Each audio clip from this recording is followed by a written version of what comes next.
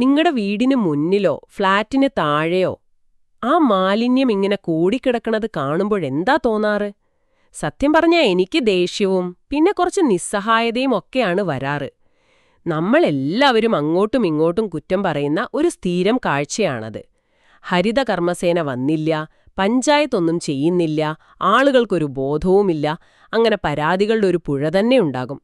എന്നാൽ ഈ പഴിചാരന്റെ സ്ഥിരം വഴിയങ്ങ് വിട്ടിട്ട് പ്രായോഗികമായ പരിഹാരങ്ങൾ കണ്ടെത്താൻ വേണ്ടി മാത്രം ഒന്ന് സംസാരിച്ചാലോ? ഇന്ന് നമ്മൾ അങ്ങനൊരു ശ്രമമാണ് പരിശോധിക്കാൻ പോകുന്നത്. നിങ്ങളുടെ മുന്നിലുള്ളത് പരിഹാരപദം എന്നു പേരിട്ട ഒരു ചർച്ചയുടെ സ്ക്രിപ്റ്റാണ്. ഇതിലൊരു സാധാരണക്കാരനുണ്ട്, ഒരു ജനപ്രതിനിധിയുണ്ട്, പിന്നെ ഒരു ടെക്നിക്കൽ എക്സ്പേർട്ടും. ഇവർ 3 പേരും ഒരുമിച്ചിരുന്ന് നമ്മുടെ ഈ മാലിന്യ പ്രശ്നത്തിന് എങ്ങനെ പരിഹാരം കാണാമെന്ന് ചർച്ച ചെയ്യുന്നു. ഇതിൽ ഏറ്റവും വലിയൊരു പ്രത്യേകത എന്താണെന്നറിയോ? ഒരാൾ പോലും മറ്റൊരാളെ കുറ്റം പറയുന്നില്ല. പരിഹാരം എന്താകാം എന്നു മാത്രം സംസാരിക്കുന്നു. ഈ ഒരു ചർച്ചാരേഖയിലെ ആഴത്തിലുള്ള ആശയങ്ങളാണ് നമ്മൾ ഇന്ന് വിശദമായി നോക്കാൻ പോകുന്നത്. അതെ, ആ സ്ക്രിപ്റ്റിന്റെ ഏറ്റവും വലിയൊരു ഭംഗി അതാണ്. അതൊരു ബ്ലൂ പ്രിന്റ് പോലെയാണ്, പ്രശ്നപരിഹാരത്തിനുള്ള ഒരു മാതൃക. സാധാരണ നമ്മൾ കാണുന്ന ചർച്ചകൾ തുടങ്ങുന്നത് തന്നെ ആരാണ് കുറ്റക്കാരൻ എന്ന് കണ്ടെത്തിക്കൊണ്ടല്ലേ. പക്ഷേ ഇവിടെ ഈ ചർച്ച തുടങ്ങുന്നത് തന്നെ നമുക്ക് ഒരുമിച്ച് എന്തു ചെയ്യാൻ പറ്റും എന്നൊരു ചോദ്യത്തോടെയാണ്. ഒരു സാധാരണക്കാരൻ ഉന്നയിക്കുന്ന വളരെ ന്യായമായ ഒരു പരാതിയിൽ നിന്ന് തുടങ്ങി ആ ചർച്ച വളരെ വ്യക്തവും നടപ്പിലാക്കാൻ സാധ്യതയുള്ളതുമായ 3 നിർദ്ദേശങ്ങളിലേക്ക് എങ്ങനെ എത്തുന്നു എന്നൊരു യാത്രയാണ് ഈ സ്ക്രിപ്റ്റ്. ആ യാത്രയിലെ ഓരോ ഘട്ടവും നമുക്കൊന്ന് അടുത്ത് പരിശോധിക്കാം. ഓക്കെ, നമുക്ക് ആ യാത്ര തുടങ്ങാം. ഈ ചർച്ചയുടെ സ്ക്രിപ്റ്റ് തുടങ്ങുന്നത് തന്നെ ഒരു സാധാരണക്കാരന്റെ ചോദ്യത്തോടെയാണ്. ഒരുപക്ഷെ നിങ്ങളുടെയൊക്കെ മനസ്സിലുള്ള അതേ ചോദ്യം. അദ്ദേഹം പറയുന്നു, സർ, ഞങ്ങളുടെ വീട്ടിലെ പ്ലാസ്റ്റിക് മാലിന്യം ആഴ്ചകളായി കെട്ടിക്കിടക്കുകയാണ്. ഹരിതകർമ്മ സേനയെ വിളിച്ചാൽ അവർക്ക് സൗകര്യമില്ല, വണ്ടിയില്ല എന്നൊക്കെയാണ് മറുപടി. ഞങ്ങളിത് എവിടെ കൊണ്ടുപോയി കളയണം? ഇത് കേൾക്കുമ്പോഴേ നമുക്കറിയാം ഇതൊരു വ്യക്തിയുടെ മാത്രം പ്രശ്നമല്ല. അപ്പൊ അവതാരകൻ വളരെ കൃത്യമായിട്ട് ജനപ്രതിനിധിയോട് ചോദിക്കുന്നുണ്ട്, സൗകര്യമില്ല എന്ന ഒഴികഴിവ് നമ്മൾ എത്ര കാലം കേൾക്കും? ഇതിനൊരു കൃത്യമായ ടൈം ടേബിൾ എന്തുകൊണ്ട് സാധ്യമല്ല? അവിടെയാണ് ആ ചർച്ചയുടെ ഒരു ഗതി മാറുന്നത്. സാധാരണഗതിയിൽ ഒരു ജനപ്രതിനിധി ഫണ്ടിന്റെ കുറവോ ജീവനക്കാരുടെ അഭാവമോ ഒക്കെ പറഞ്ഞ് തടിയൂരാനാണ് ശ്രമിക്കുക. പക്ഷേ ഈ സ്ക്രിപ്റ്റിലെ ജനപ്രതിനിധി പ്രശ്നമുണ്ടെന്ന് സമ്മതിക്കുന്നു. എന്നിട്ട് പറയുന്നു, അതൊരു ഒഴികഴിവല്ല, നമുക്ക് പരിഹാരം കണ്ടെത്തണം. അവിടെ നിന്നാണ് ആദ്യത്തെ പ്രാക്ടിക്കൽ സൊല്യൂഷൻ വരുന്നത്. മാലിന്യം ശേഖരിക്കുന്ന ദിവസം ഒരു കലണ്ടർ പോലെ മുൻകൂട്ടി ജനങ്ങളെ അറിയിക്കുക. അത് വാർഡിലെ വാട്സാപ്പ് ഗ്രൂപ്പുകളിലൂടെയോ നോട്ടീസിലൂടെയോ ആകാം. ഇനി ആ പറഞ്ഞ ദിവസം സേന വന്നില്ലെങ്കിൽ പരാതിപ്പെടാൻ ഒരു സെൻട്രലൈസ്ഡ് വാട്സാപ്പ് നമ്പറോ ഒരു മൊബൈൽ ആപ്പോ ഉണ്ടാക്കുക. ഒരു മിനിറ്റ്, ഈ കലണ്ടറും വാട്സാപ്പ് നമ്പറുമൊക്കെ നല്ല ആശയമാണ്. പക്ഷെ ഇതൊക്കെ എത്രത്തോളം പ്രായോഗികമാണ്? വാട്സാപ്പിൽ ഒരു പരാതി അയച്ചാൽ ആരെങ്കിലും നോക്കുമോ? അല്ലെങ്കിൽ ഈ കലണ്ടർ എത്ര പേർ കൃത്യമായി പാലിക്കും? നല്ല ചോദ്യം. ആ സ്ക്രിപ്റ്റിൽ ആ സംശയത്തിനും മറുപടിയുണ്ട്. ജനപ്രതിനിധി അവിടെയാണ് ഒരു പടി കൂടി മുന്നോട്ട് പോയി ഒരു ആശയം വെക്കുന്നത്. ഓരോ കുടുംബത്തിനും ഒരു QR കോഡ്, അതായത് ഒരു QR കോഡ്. ഹരിതകർമ്മ സേന വരുമ്പോൾ ആ കോഡൊന്ന് സ്കാൻ ചെയ്യുന്നു. ഓഹോ. ഇതോടെ ഏത് വീട്ടിൽ നിന്ന് മാലിന്യമെടുത്തു, എപ്പോഴെടുത്തു, ഏത് വീട്ടിലാണ് മുടങ്ങിയത് എന്നൊക്കെയുള്ള ഡേറ്റ കൃത്യമായിട്ട് പഞ്ചായത്തിൽ കിട്ടും. ഇത് കേവലം മാലിന്യം ശേഖരിക്കാനുള്ള ഒരു സംവിധാനമല്ല, ഇതൊരു അക്കൗണ്ടബിലിറ്റി ടൂളാണ്. സുതാര്യത ഉറപ്പുവരുത്തുകയാണ്. ഓ, അപ്പൊ കാര്യം പിടികിട്ടി. ഇത് വെറുതെ മാലിന്യം ട്രാക്ക് ചെയ്യാനല്ല, സർവീസ് ഡെലിവറി ട്രാക്ക് ചെയ്യാനാണ്. അതായത് ജനങ്ങൾക്ക് കിട്ടേണ്ട ഒരു സേവനം കിട്ടുന്നുണ്ടോ എന്ന് ഉറപ്പുവരുത്താൻ. ഇത് മാലിന്യ പ്രശ്നത്തിനപ്പുറം ഒരു ഭരണപരമായ മാറ്റം കൂടിയാണല്ലോ, ഒരു സ്മാർട്ട് ഗവേണൻസ് ഐഡിയ. ശരിക്കും കൊള്ളാം. അതാണ് പോയിന്റ്. ഡേറ്റ കയ്യിൽ കിട്ടുമ്പോൾ എവിടെയാണ് പ്രശ്നമെന്ന് കൃത്യമായി മനസ്സിലാക്കാനും അവിടെ ഇടപെടാനും സാധിക്കും.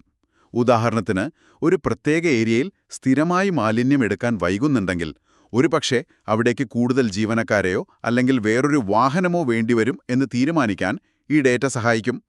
വെറുതെ ഊഹങ്ങളുടെ പുറത്ത് തീരുമാനമെടുക്കുന്നതിന് പകരം കൃത്യമായ വിവരങ്ങളുടെ അടിസ്ഥാനത്തിൽ പ്രവർത്തിക്കാൻ ഇത് സഹായിക്കും.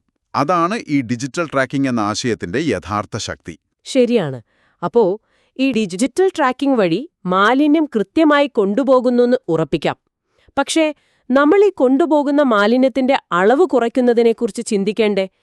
എല്ലാ മാലിന്യവും ഒന്നിച്ച് ശേഖരിച്ച് എങ്ങോട്ടെങ്കിലും കൊണ്ടുപോയി തള്ളുന്നത് ഒരു ശാശ്വത പരിഹാരമല്ലല്ലോ. ആ സ്ക്രിപ്റ്റിൽ അടുത്തതായി ചർച്ച ചെയ്യുന്നത് അതാണെന്ന് തോന്നുന്നു.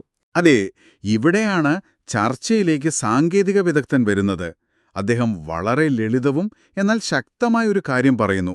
വീട്ടിലുണ്ടാകുന്ന മാലിന്യത്തിന്റെ വലിയൊരു ഭാഗം ജൈവമാലിന്യമാണ്. അതായത് നമ്മുടെ ഭക്ഷണത്തിന്റെ വേസ്റ്റും പച്ചക്കറി വേസ്റ്റുമൊക്കെ. ഇത് പ്ലാസ്റ്റിക്കുമായിട്ട് കൂടിക്കലരുമ്പോഴാണ് പ്രശ്നം ഗുരുതരമാവുന്നത്, ദുർഗന്ധം വരുന്നത്. അപ്പോൾ അദ്ദേഹം പറയുന്നു, വീട്ടിൽ വെച്ച് തന്നെ നമ്മൾ ജൈവമാലിന്യവും പ്ലാസ്റ്റിക്കും വേർതിരിച്ചാൽ പ്രശ്നത്തിന്റെ ഒരു 50% അവിടെ തന്നെ തീർന്നു. അതിന് സ്രോതസ്സ് മാലിന്യ സംസ്കരണ രീതികൾ പ്രോത്സാഹിപ്പിക്കണമെന്നാണ് അദ്ദേഹം പറയുന്നത്. ഈ സ്രോതസ്സ് മാലിന്യ സംസ്കരണം അല്ലെങ്കിൽ ഹോം കമ്പോസ്റ്റിംഗ് എന്നൊക്കെ നമ്മൾ കുറെ കേട്ടിട്ടുണ്ട്. പക്ഷെ സത്യം പറഞ്ഞാൽ നഗരങ്ങളിലെ ഫ്ളാറ്റുകളിലൊക്കെ താമസിക്കുന്നവർക്ക് ഇത് എത്രത്തോളം പ്രാക്ടിക്കലാണ്? എനിക്ക് പരിചയമുള്ള പലരും സ്ഥലമില്ല, അല്ലെങ്കിൽ ഇതിന് ഭയങ്കര മണമായിരിക്കും എന്നൊക്കെ പറഞ്ഞ് ഒഴിവാക്കാറാണ് പതിവ്. ഈ പ്രായോഗിക ബുദ്ധിമുട്ടുകളെക്കുറിച്ച് ആ സ്ക്രിപ്റ്റിൽ എന്തെങ്കിലും പറയുന്നുണ്ടോ? തീർച്ചയായും. അതാണ് ആ ചർച്ചയുടെ ഒരു ഭംഗി. അത് വെറുതെ ഒരു ഉപദേശം നൽകി നിർത്തുന്നില്ല. ആളുകളുടെ ബുദ്ധിമുട്ടുകൾ അത് മനസ്സിലാക്കുന്നുണ്ട്. ആ സ്ക്രിപ്റ്റിലെ സാങ്കേതിക വിദഗ്ധൻ മുന്നോട്ട് വയ്ക്കുന്ന നിർദ്ദേശങ്ങൾ നോക്കൂ. 1. വെറുതെ ആളുകളോട് കമ്പോസ്റ്റ് ഉണ്ടാക്കാൻ പറയുകയല്ല. അതിനാവശ്യമായ കമ്പോസ്റ്റ് ബിന്നുകൾ, ബയോ ബിന്നുകൾ, അല്ലെങ്കിൽ ഫ്ളാറ്റുകൾക്ക് ഉപയോഗിക്കാൻ പറ്റിയ ബൊക്കാഷി ബിന്നുകൾ പോലുള്ളവ സബ്സിഡി നിരക്കിൽ ഓരോ വീടിനും നൽകുക. 2. ഏറ്റവും പ്രധാനം, വെറുതെ ഒരു ബിൻ കൊടുത്താൽ പോരാ, അതെങ്ങനെ കൃത്യമായി മണമില്ലാതെ ഉപയോഗിക്കണമെന്ന് പഠിപ്പിക്കാൻ ഹരിതകർമ്മ സേനാംഗങ്ങൾ ഓരോ വീട്ടിലും വന്ന് ട്രെയിനിംഗ് നൽകുക. ആ, അത് കൊള്ളാം. കാരണം ഞാൻ പണ്ട് കമ്പോസ്റ്റ് ഉണ്ടാക്കാൻ ശ്രമിച്ചിട്ട് അതൊരു ദുരന്തമായി അവസാനിച്ചതാണ്. എന്തിടണം എന്തിടരുത് എന്നൊന്നും വലിയ ധാരണയില്ലായിരുന്നു. അപ്പോ ശരിയായ പരിശീലനവും ഉപകരണവും നൽകിയാൽ മിക്കവാറും ആളുകൾ ഇത് ചെയ്യാൻ തയ്യാറാകും. ഇത് ശരിക്കും ജനങ്ങളെ ശാക്തീകരിക്കലാണ്. മാലിന്യ പ്രശ്നത്തിൽ അവരെ കാഴ്ചക്കാരാക്കാതെ പരിഹാരത്തിന്റെ ഭാഗമാക്കുകയാണ് ചെയ്യുന്നത്. പക്ഷേ ഇതിനൊക്കെ എവിടെ നിന്ന് പണം കണ്ടെത്തും? സബ്സിഡി കൊടുക്കാനൊക്കെ ഒരുപാട് ചെലവ് വരില്ലേ? ചോദ്യത്തിനും ചർച്ചയിൽ ഉത്തരമുണ്ട്. ജനപ്രതിനിധി പറയുന്നു, പഞ്ചായത്തിന്റെ വാർഷിക പ്ലാൻ ഫണ്ടിൽ നിന്ന് ഇതിനായി ഒരു തുക മാറ്റിവെക്കാൻ സാധിക്കുമെന്ന്. കാരണം ലോങ് റണ്ണിൽ നോക്കുമ്പോൾ ഇത് പഞ്ചായത്തിന് ലാഭമാണ്. വീടുകളിൽ തന്നെ ജൈവമാലിന്യം സംസ്കരിക്കപ്പെട്ടാൽ പഞ്ചായത്തിന് ശേഖരിക്കാനും കൊണ്ടുപോകാനും സംസ്കരിക്കാനുമുള്ള മാലിന്യത്തിന്റെ അളവ് അത് ഗണ്യമായി കുറയും. അതിനുവേണ്ടി വരുന്ന ഭീമമായ തുക ലാഭിക്കാം. അപ്പോൾ കമ്പോസ്റ്റ് ബിന്നിന് സബ്സിഡി നൽകുന്നതൊരു ചെലവല്ല, അതൊരു ഇൻവെസ്റ്റ്മെന്റ് ആണ്. ഇപ്പൊ ആ ചിത്രം വ്യക്തമായി. അപ്പോ 2 കാര്യങ്ങളായി. 1. മാലിന്യം കൊണ്ടുപോകാൻ കൃത്യമായ ഡിജിറ്റൽ സംവിധാനം. 2. ജൈവമാലിന്യം വീട്ടിൽ തന്നെ സംസ്കരിക്കാൻ പ്രോത്സാഹനവും സഹായവും. ഇനി ആ സ്ക്രിപ്റ്റിലെ സാധാരണക്കാരൻ ഉന്നയിച്ച മറ്റൊരു പ്രധാന കാര്യമുണ്ട്. പ്ലാസ്റ്റിക് മാലിന്യം കൊണ്ടുപോകാൻ മാസം തോറും പണം നൽകുന്നത് ചെറിയ വരുമാനക്കാർക്ക് ഒരു ബുദ്ധിമുട്ടാണ്.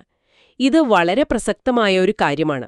ഇവിടെയാണ് ഈ ചർച്ചയിലെ ഏറ്റവും മികച്ച, എനിക്കേറ്റവും ഇഷ്ടപ്പെട്ട ആശയം വരുന്നത്. അതെ, ആ ചർച്ചയുടെ ഒരു ക്ലൈമാക്സ് എന്ന് പറയാവുന്ന ഭാഗമാണത്. അവതാരകൻ ചോദിക്കുന്നു, നമ്മൾ എന്തിനാണ് പ്ലാസ്റ്റിക്കിനെ ഒരു ശല്യമായി, ഒരു മാലിന്യമായി മാത്രം കാണുന്നത്? അതിനെ ഒരു അസംസ്കൃത വസ്തുവായി, ഒരു റോ മെറ്റീരിയലായി കണ്ടുകൂടെ? ആ ഒരൊറ്റ ചോദ്യം ആ പ്രശ്നത്തെ സമീപിക്കുന്ന രീതിയെ തന്നെ മാറ്റിമറിക്കുകയാണ്. പ്രശ്നത്തെ ഒരു സാധ്യതയാക്കി മാറ്റുന്നൊരു ചിന്ത. ആശയം കൊള്ളാം. പക്ഷെ അത് പ്രായോഗിക തലത്തിൽ എങ്ങനെയാണ് വർക്ക് ചെയ്യുക? പ്ലാസ്റ്റിക് വിറ്റു പണമുണ്ടാക്കുക എന്നൊക്കെ പറയുന്നത് അത്ര എളുപ്പമാണോ? ഈ പ്ലാസ്റ്റിക്കിന്റെ വില മാർക്കറ്റിൽ എപ്പോഴും ഒരുപോലെ നിൽക്കുമോ? അതിനെ മാത്രം ആശ്രയിച്ചൊരു സംവിധാനം ഉണ്ടാക്കുന്നത് കുറച്ച് റിസ്ക് അല്ലേ? തീർച്ചയായും. അതൊരു പ്രധാനപ്പെട്ട ആശങ്കയാണ്. ആ സ്ക്രിപ്റ്റിലും ആ ചോദ്യം ഉയരുന്നുണ്ട്. അവിടെ സാങ്കേതിക വിദഗ്ധൻ വിശദീകരിക്കുന്നതിങ്ങനെയാണ്. ഇതിന്റെ ലക്ഷ്യം ഭീമമായ ലാഭമുണ്ടാക്കുക എന്നല്ല, മറിച്ച് ഈ മാലിന്യശേഖരണ സംവിധാനത്തെ ഒരു സ്വയം പര്യാപ്തമായ ഒരു സെൽഫ് സസ്റ്റൈനിങ് മാതൃകയാക്കി മാറ്റുക എന്നതാണ്. ശേഖരിക്കുന്ന പ്ലാസ്റ്റിക് പഞ്ചായത്തിന്റെ മേൽനോട്ടത്തിലുള്ള ഷ്രെഡിംഗ് യൂണിറ്റുകളിൽ കൊണ്ടുപോയി പൊടിച്ച് ക്ലീൻ കേരള കമ്പനിക്കോ അല്ലെങ്കിൽ റോഡ് ടാർ ചെയ്യുന്ന കോൺട്രാക്ടർമാർക്കോ വിൽക്കാം. ഇതിൽ നിന്നൊരു വരുമാനം ലഭിക്കും. ഓക്കെ, എന്നിട്ട് ആ വരുമാനം എന്തു ചെയ്യും? ആ വരുമാനം ഹരിതകർമ്മസേനയുടെ ശമ്പളത്തിന്റെ ഒരു ഭാഗമാക്കാനോ അല്ലെങ്കിൽ അവരുടെ പ്രവർത്തന ചെലവുകൾക്ക് ഉപയോഗിക്കാനോ സാധിക്കും. അങ്ങനെ വരുമ്പോൾ ജനങ്ങളിൽ നിന്ന് മാലിന്യം ശേഖരിക്കുന്നതിന് ഈടാക്കുന്ന യൂസർ ഫീ കുറയ്ക്കാൻ പറ്റും. ചിലപ്പോൾ പൂർണ്ണമായി ഒഴിവാക്കാൻ പോലും കഴിഞ്ഞേക്കാം. അപ്പോൾ എന്താണ് സംഭവിക്കുന്നത്? ജനങ്ങൾ പണം കൊടുത്തൊഴിവാക്കാൻ ശ്രമിക്കുന്ന ഒരു വസ്തു ആ സംവിധാനം പ്രവർത്തിപ്പിക്കാനുള്ള പണം കണ്ടെത്താൻ സഹായിക്കുന്നു. ഇതൊരു സർക്കുലർ ഇക്കോണമിയുടെ ഏറ്റവും ലളിതമായ ഉദാഹരണമാണ്. വിശ്വസനീയം. അതായത് ഞാൻ പണം കൊടുത്ത് ഒഴിവാക്കാൻ ശ്രമിക്കുന്ന അതേ പ്ലാസ്റ്റിക് കുപ്പി അത് ശേഖരിക്കുന്ന ആളുടെ ശമ്പളത്തിന്റെ ഭാഗമായി മാറുന്നു. ഇതാ പ്രശ്നത്തെ തലകീഴായി നിർത്തുന്നു. മാലിന്യം ഒരു ബാധ്യതയല്ല, ഒരു വരുമാനമാർഗമാണ് എന്ന ചിന്ത. അപ്പോൾ ഈ പരിഹാരപദം എന്ന ചർച്ചയുടെ അവസാനം നമുക്ക് കിട്ടുന്നതെന്താണ്? ആ സ്ക്രിപ്റ്റ് തന്നെ അത് വളരെ വ്യക്തമായി സംഗ്രഹിക്കുന്നുണ്ട്, അല്ലേ?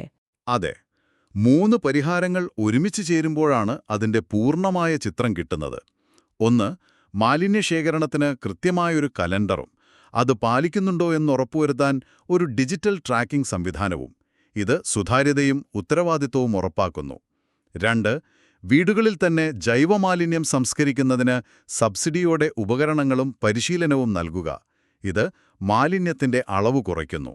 3, ശേഖരിക്കുന്ന പ്ലാസ്റ്റിക്കിനെ ഒരു അസംസ്കൃത വസ്തുവായി കണ്ട് പുനരുപയോഗിച്ച് വരുമാനം കണ്ടെത്തുക.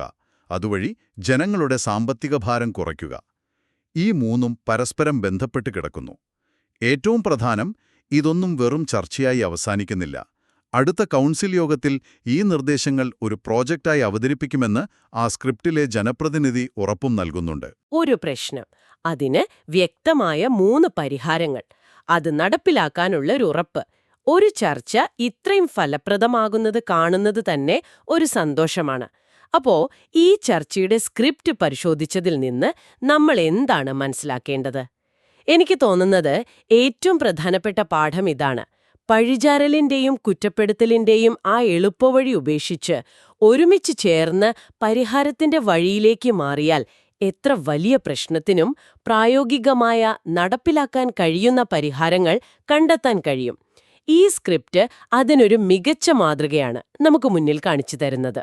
തീർച്ചയായും ഇതൊരു മാലിന്യ സംസ്കരണ ചർച്ചയുടെ രൂപരേഖ മാത്രമല്ല. സത്യത്തിൽ നമുക്ക് ചുറ്റുമുള്ള ഏത് സാമൂഹിക പ്രശ്നത്തെയും എങ്ങനെ ക്രിയാത്മകമായി സമീപിക്കാമെന്നതിൻ്റെ ഒരു ബ്ലൂ പ്രിന്റ് കൂടിയായി ഇതിനെ കാണാം. പരസ്പരം വിരൽ ചൂണ്ടുന്നതിന് പകരം പ്രശ്നപരിഹാരത്തിനായി ഒരുമിച്ച് പ്രവർത്തിക്കുന്ന ഒരു സംസ്കാരം എങ്ങനെ വളർത്തിയെടുക്കാം എന്നതിൻ്റെ ഉദാഹരണമാണിത്. ഈ ചർച്ച അവസാനിപ്പിക്കുമ്പോൾ നിങ്ങൾക്ക് ചിന്തിക്കാനൊരു ചോദ്യം തരികയാണ്. പറയൂ. നിങ്ങൾ ദിവസവും കാണുന്ന, നിങ്ങളെ അലട്ടുന്ന, നിങ്ങളുടെ ചുറ്റുവട്ടത്തുള്ള ഏതെങ്കിലും ഒരു പ്രശ്നത്തെക്കുറിച്ച് ആലോചിക്കുക.